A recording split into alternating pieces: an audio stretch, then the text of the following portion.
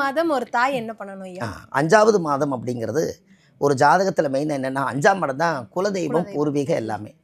அப்போ இந்த 5ஆம் பாவம் தான் அப்பாவுடைய சொத்து எல்லாமே அனுபவிக்கிறதுக்கு. பூர்வீகம்னு சொல்கிறதே முன்னோர்கள்னால கிடைச்சதா அந்த பூர்வீகம். குலதெய்வத்தையும் முன்னோர்கள் தான் கட்டி வச்சாங்க.